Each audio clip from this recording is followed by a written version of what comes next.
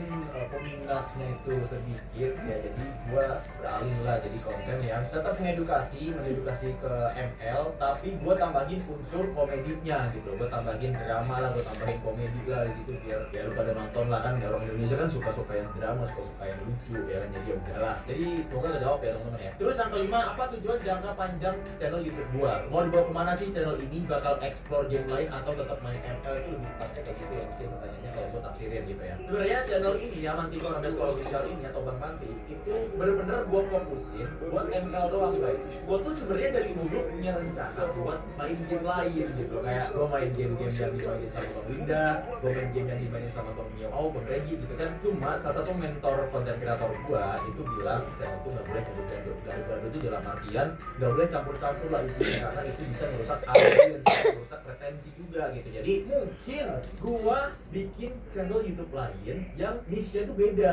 gitu, entah kesehatan, entah itu edukasi yang lebih intensif, atau ya emang channel game yang emang gua chill aja gitu. Gua main game-game kayak game-game Steam atau game-game yang kayak GTA gitu, dan gak di channel ini gitu. Jadi channel itu gua bener-bener khususin buat ML aja lah. Gua nggak pengen ngecewain kalian, jadi gua tetap pengen bahas ML di channel ini gitu ya. Itu untuk tujuan gua dan plan gua ke depannya kayak gitu cuy. Ya semoga kalau misalnya gua ada waktu lebih lah, gua bikin channel baru mungkin di 2 sampai 4 bulan ke depan lah ya. Ya itu cuma sebatas plan aja sih sebenarnya. Next, awal bulan bikin konten gimana? Maksudnya gimana? Mungkin lebih ke perjalanan gua kali ya. Dulu tuh gua ingat guys, dulu tuh gua pernah awal bulan gua bikin konten itu faceless cuy. Jadi kayak bener-bener gua yaping aja, kayak gua ngomongin hero A lah, gua ngomongin hero B, gua ngomongin item ini, item itu, tapi tanpa muka. Tapi itu dulu banget cuy. Jadi gua mirip siapa ya waktu itu ya? Kan dulu tuh rame banget konten faceless. Faceless itu artinya adalah konten tanpa muka cuy. Jadi yaping aja nya ada pembahasannya ya kan, visualnya juga ada, tapi bedanya gua nggak pakai muka gue ya gitu. Gua pakainya ya visual-visual yang gua tampilin aja gitu kan. Gua dulu bikinnya kayak gitu cuy. Gua bahas-bahas kayak Benedetta, gua bahas-bahas Bruno sama Didi, kalau nggak salah masih ada videonya sampai sekarang. Tapi beberapa video gua yang lama-lama itu udah gua private lah gitu, karena malu juga jir.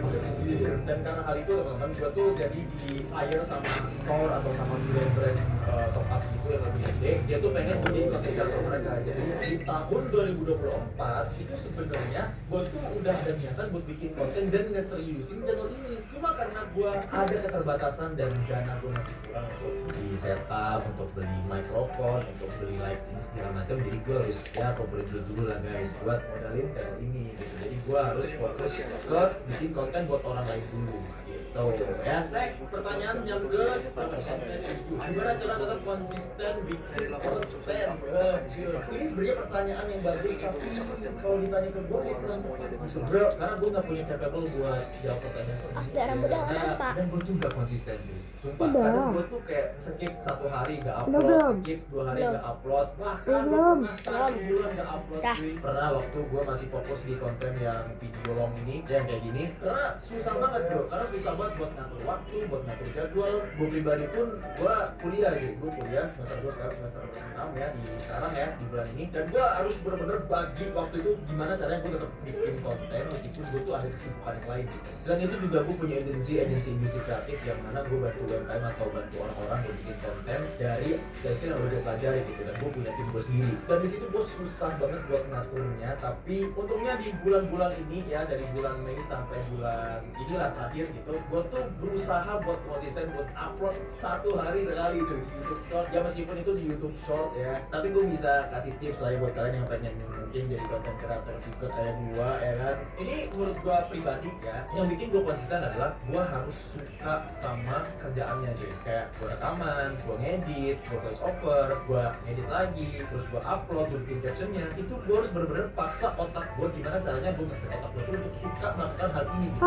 buat kebiasaan ini gitu. Bukan karena duitnya, karena hal itu lah yang bikin gue tuh konsisten. Gue gak tau ya, mungkin ini beda-beda. Ada orang yang konsisten karena duit, ada orang yang konsisten karena dia suka aja. Kalau gue pribadi guys ya, gue tuh itu passion gue bro. Udah di SMP tuh bayangin aja, gue masih satu sekolah sama si Adit. Gue dari SMP tuh gue udah bikin konten, gue bikin konten ngejokes, kenapa ngapain muncul bang? terus gue bikin konten tentang game gitu, meskipun dulu gamenya masih PUBG, gue masih ada klipnya ya kan, karena gue suka aja, gue suka bikin story, gue suka produce something gitu ya, berupa visual ya, itu video. Jadi menurut gue adalah kalian tuh harus suka dulu deh, suka sama pekerjaannya dulu, kalian passionnya dulu lah. Itu kalau dari gua ya, semoga aja menjawab. Terus pertanyaan yang ke-8, apa kesulitan terbesar selama jadi content creator? Nah itu dia cuy, kalau desain itu kesulitannya bener-bener kayak lu tuh harus ngedorong diri lu buat tetap upload setiap hari. Itu bener-bener sulit banget, karena apa? Karena itu habits dan biasanya itu bener-bener susah buat dilatih, buat bener-bener dibiasain itu susah banget cuy. Sama mungkin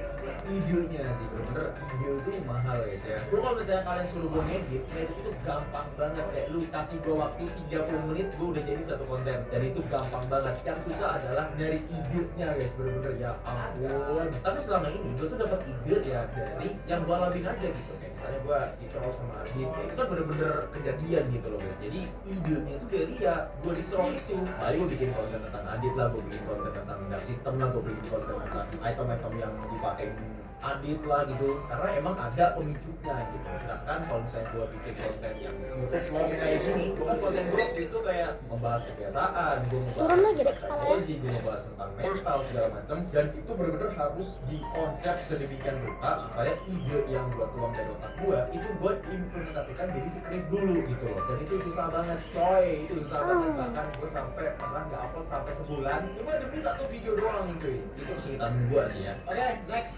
pertanyaan ke-9, ada pesan nggak bang buat subscriber yang baru mulai jadi content creator atau lagi?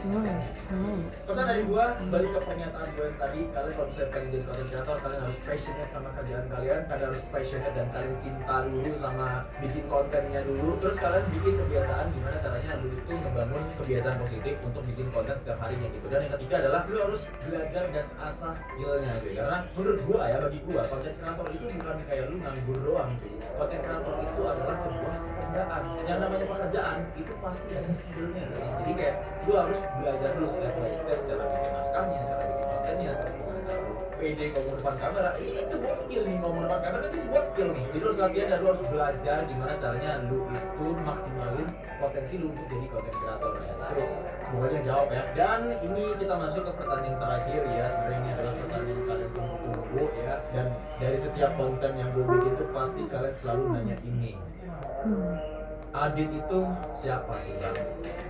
Ini gue klarifikasi dulu bang ya. Banyak orang bilang di konten-konten gue kayak ngomong Adit itu gak nyata bro, itu cuma karakter fiksi buatan dia aja, itu gambaran dark system aja, itu biar kalian relate aja. Dan gue bisa jawab kalian salah besar, karena Adit itu sebenarnya ada. Adit itu ada, orangnya ada ya. Adit itu beneran real, dia tuh teman SMP gue yang sampai sekarang masih teman.